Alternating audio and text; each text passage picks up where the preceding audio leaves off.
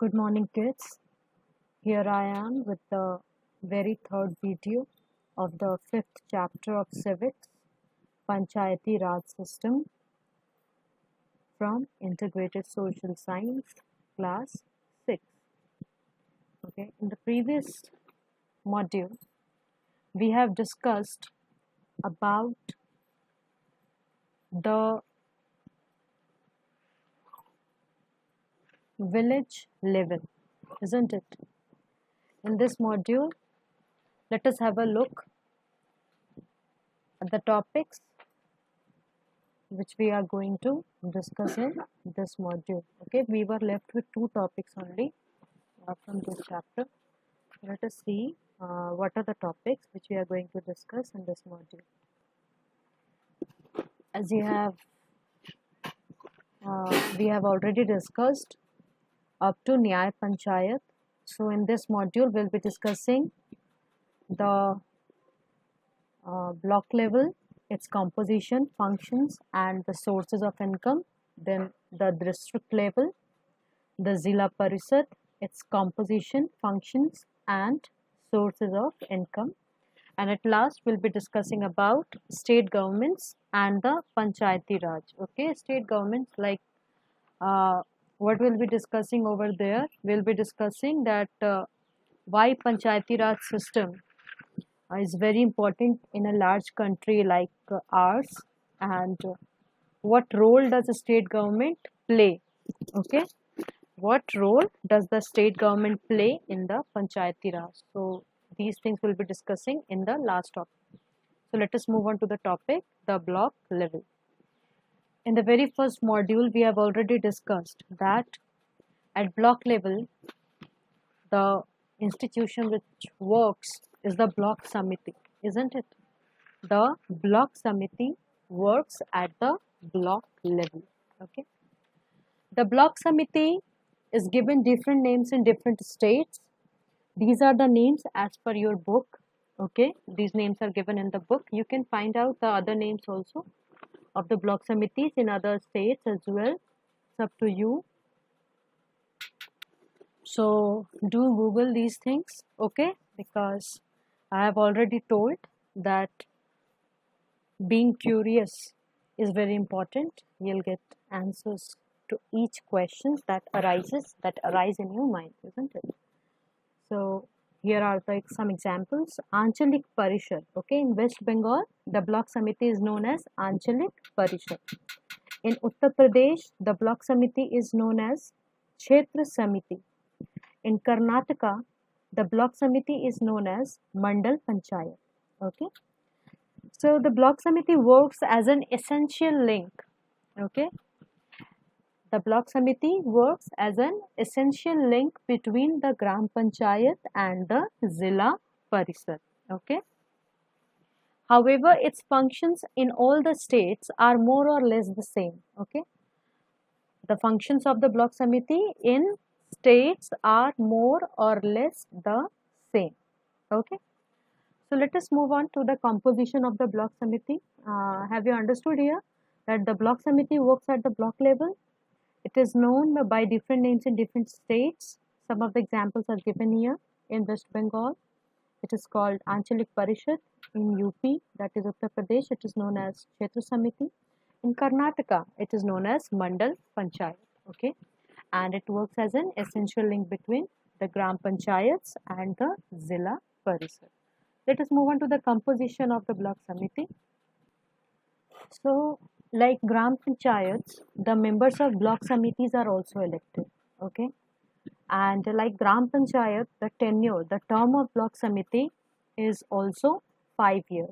Okay, the tenure of block samiti is 5 years. You can see here in the very first one I have written tenure of block samiti is 5 years. Okay, so parts of block samitis other than elected members. Okay, some people who are the parts of the block samiti other than members for a particular area. Okay, besides the elected members, the chairpersons of all Gram Panchayats, members of the state legislatures. State legislatures means Vidhan Sabha and Vidhan Parishad. Okay, and members of parliament, that is Lok Sabha and Rajya Sabha, okay, who have been elected from that area also form the part of the block samiti. Okay, okay. Besides the elected members, the chairpersons of all gram panchayats, members of the state legislatures, members of the parliament are also of from that particular area also forms the block samiti. Okay, and to ensure proper representation of all sections of society in a block samiti, seats are reserved, isn't it? We have already read about this in gram panchayat as well. So here also in block samiti, the seats are reserved for the scheduled castes, the scheduled tribes, and 1/3 of the total number of seats are reserved for women. Okay, and the members of block samiti, they elect a chairperson who is also known as block pramukh and a vice chairperson. Okay, the responsibility of the block pramukh is to look over the daily working of the samiti. Okay, the block pramukh is responsible for the daily working of the samiti. Okay, and the vice chairperson, what does he do? What is his responsibility? So the responsibility of the vice chairperson is to look after the functioning of the samiti in absence of the chairperson. Suppose if the chairperson, that is block pramukh, is not present, so or maybe he has resigned, or maybe he is not there in that particular block area or state.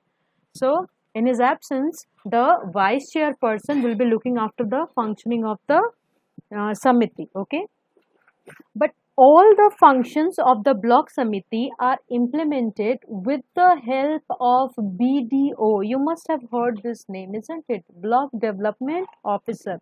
All the plans of the block samiti are implemented with the help of block development officer. The main function of the block development officer is the implementation of developmental plans, okay, prepared by the block samiti. He or she is responsible for the whole block. Okay, he or she is responsible for the whole block. The block pramukh and the block development officer, that is BDO, play an important role in the success of the developmental programs in a block. Okay, the block pramukh and the BDO, that is block development officer, play an important role in the success of the developmental programs in a block. Okay, so this was the composition of the block samiti. Let us move on to some of the functions of the block samiti. Okay, we have already seen here that the block pramukh looks after the daily working of the samiti, and in his absence the vice chairperson works and look after the functioning of the samiti. Okay, and the plans of the block samiti are implemented with the help of block development officer. Let us move on to the functions. So what are the functions of the block samiti?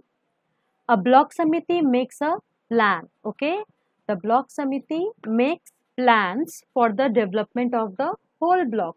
Okay, as usual, because the block samiti works at block level, so that is why block samiti will be having such functions, isn't it? The responsibility for the development of the whole block is upon the block samiti, isn't it?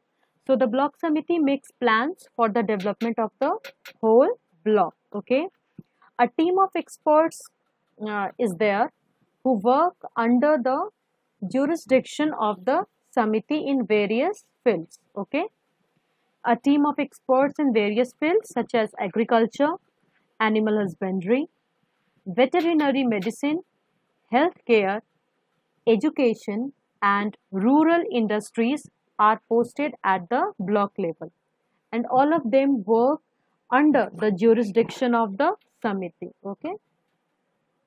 Okay, now we have got a term, that is animal husbandry, isn't it? So you must be thinking that what is the meaning of animal husbandry?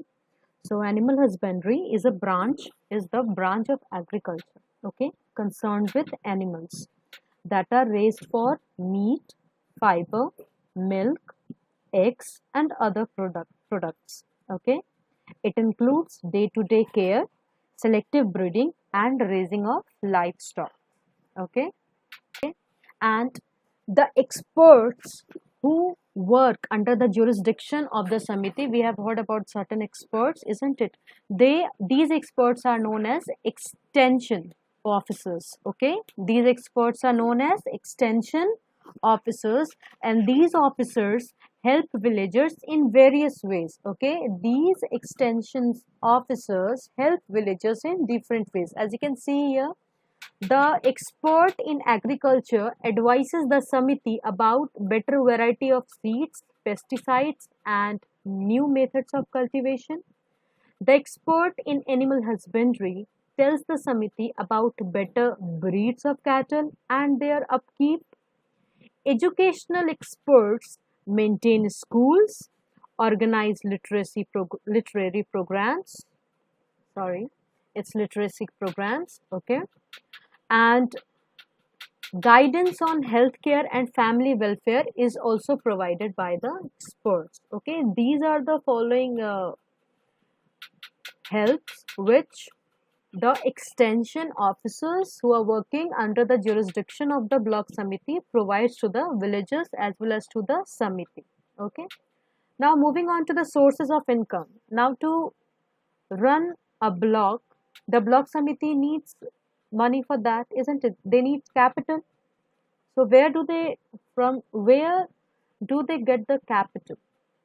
Okay, so they get, the sources of income are taxes from houses, land and cattle, income from lease of Samiti land for organizing fairs, grants and assistance from the state government, charges on water and electricity. Okay, these are the sources of income with which the block Samiti works for the development of a block.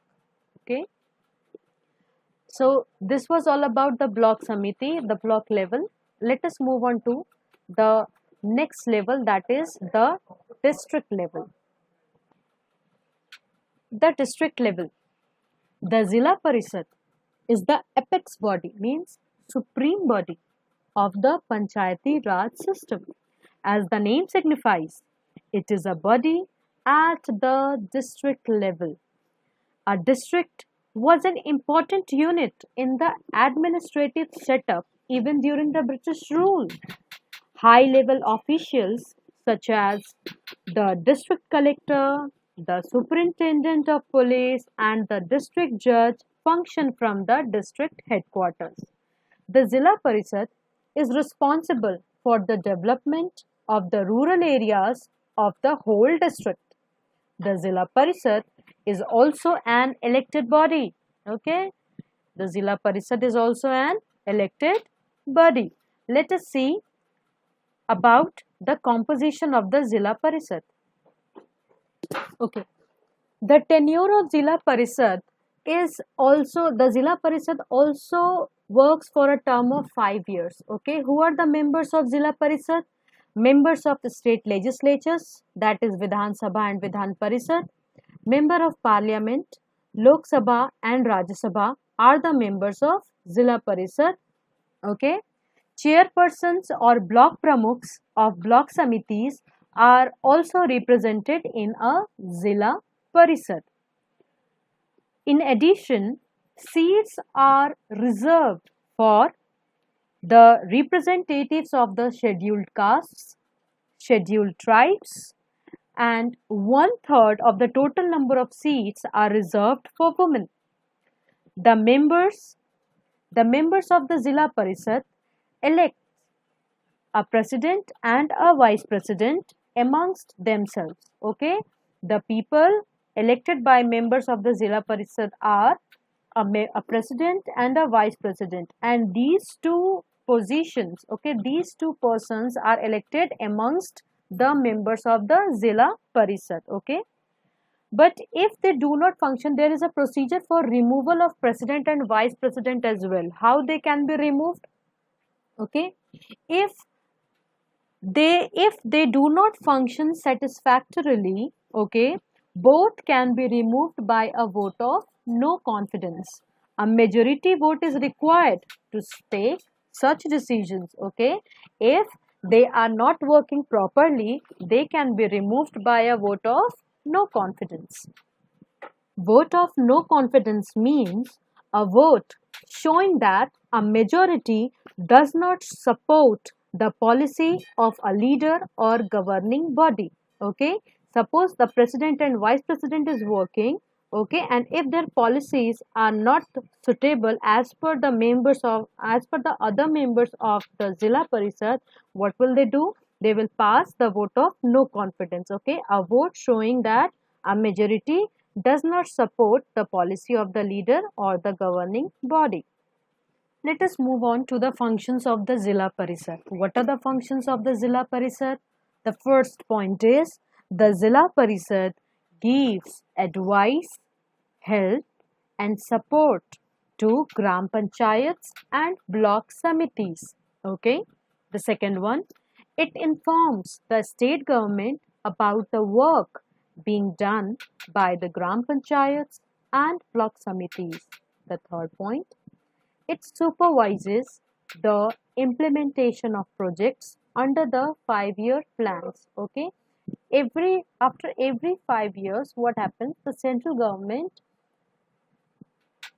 passes a plan for the improvement of certain areas so that the Indian economy can boost up. Okay, and this 5-year plan is centralized and integrated national economic program, okay, which is to be uh, launched after every 5 year, okay, after an interval of 5 years with certain objectives. Okay, and these plans are to be followed by the blocks, the Zilla Parishad as well. Okay, so the Zilla Parishad supervises the implementation of projects. They will check that whether the whatever projects were there under 5 years plan, uh, are they implemented well in the Zilla, in the district, or at the block level or at the village level.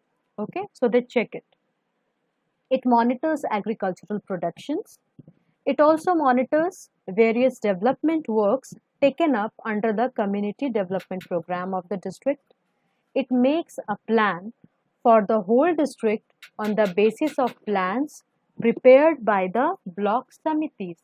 Okay, and the last one, it advises the state government on all matters relating to the development activities in the district. So these are the functions of the Zilla Parishad. Okay, let us reread them again. Okay, the Zilla Parishad gives advice, help and support to Gram Panchayats. It informs the state government about the work being done by the Gram Panchayats and block samitis. It supervises the implementation of projects under the 5-year plan. It monitors agricultural production. It also monitors various development programs, okay, various development works taken up under community development program. It makes a plan for the whole district on the basis of plans prepared by the block samitis, and at last it advises the state government on all matters relating to the development activities in the district. Let us move on to the next topic, that is sources of income. As per the Gram Panchayat as the village level, at village level, and the block samiti at block level, as they need the capital to run systematically and work for the development of the rural area under their super jurisdiction. So the same way Zilla Parishad also needs the capital, isn't it? So from where did it get the capital? So the first one is taxes on water, pilgrimage and markets. Rents from shops and houses it owns, grants from the state government. Okay, and these are the three sources of income of the Zilla Parishad. Okay, we have discussed about grants also in the previous module, isn't it? Grants are the money given by the government for a particular purpose. Okay, and let us move on to the next topic, that is state governments and the Panchayati Raj. Okay, as we all know that after independence we framed our own constitution, isn't it? We framed our own constitution. The Constitution of India directs the central and the state governments to set up a Panchayati Raj system. So the Constitution also gives them sufficient powers. It also gives them sufficient powers, isn't it? So what are the powers? Let us see. The state government is expected to follow the directives, okay, and the work for the success of the Panchayati Raj system. This system has not been in existence for very long. It is essential that the state governments keep a strict control over this system. The state governments provides grants for the Panchayati Raj system in the state. It also has the function to dissolve a panchayat, okay, if it is not functioning properly. The executive and the technical staff, the executive and the technical staff in the Panchayati Raj system are chosen from different state departments. In the broad guidelines given in our constitution, it is the state government that formulates the rules and regulations regarding the functioning of the Panchayati Raj system. Okay, the state government formulates the rules and regulations. It is very important for the state government to formulate certain rules and regulations regarding the functioning of the Panchayati Raj system.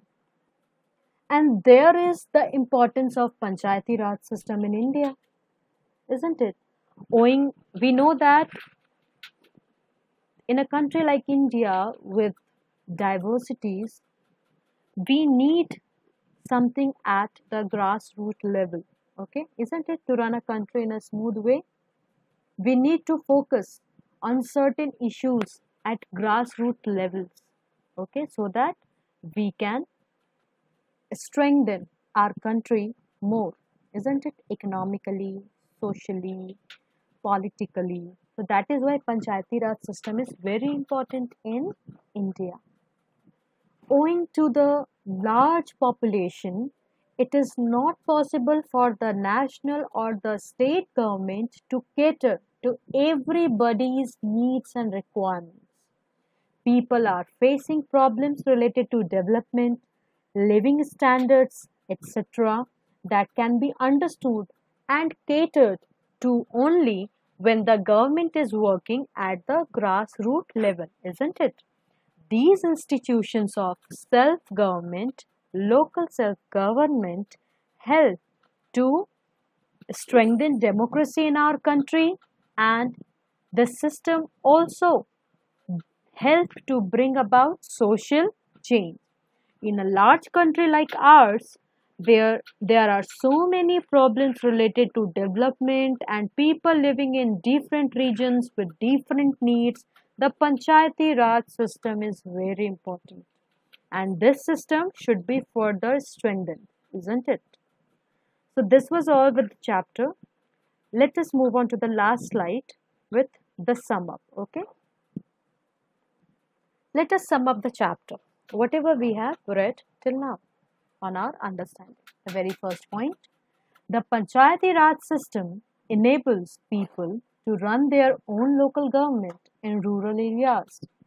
The Panchayati Raj system works at three levels: the Gram Panchayat at the village level, the Block Samiti at the block level, the Zilla Parishad at the district level. The Panchayat system consists of three main bodies: the Gram Sabha, the Gram Panchayat, and the Nyay Panchayat.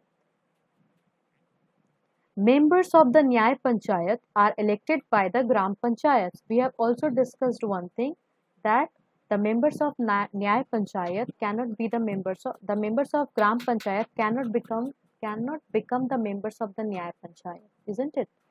So members of the Nyaya Panchayat are elected by Gram Panchayat. Okay, though the Gram Panchayats have the right to elect the members of Nyaya Panchayat, but the member of Gram Panchayat cannot be a member of the Nyaya Panchayat. Okay. The Nyaya Panchayats can pass judgments in both civil and criminal cases. But one more thing was there. However, the Nyaya Panchayat can only impose fines. It cannot send a person to jail, isn't it? The last one, the Zilla Parishad, the Block Samiti and the Gram Panchayat work at district, Zilla Parishad at district, Block Samiti at block and Gram Panchayat at village level respectively. So this was all with the chapter. We are done with the chapter and the syllabus of periodic term 1. Okay, periodic test 1. We are done with the syllabus. Okay, in periodic test 1, you are going to face 6 chapters. That is, in history, chapter 1, studying the past, chapter 2, early humans 1. In geography, the first chapter, the earth and the solar system, and the second chapter, latitudes and longitudes. And in civics, chapter 3, forms of government, and chapter 5, Panchayati Raj system. Okay, so this was all. The syllabus is over. Do work hard, read the chapters, and whatever problems are there, as you know, we are soon going to start the online classes for you guys. You will be able to ask questions to us directly, and you will be able to connect yourself to all the subject teachers as well at one platform. Okay, till then, have a nice day, enjoy, be safe, and learn, and be curious.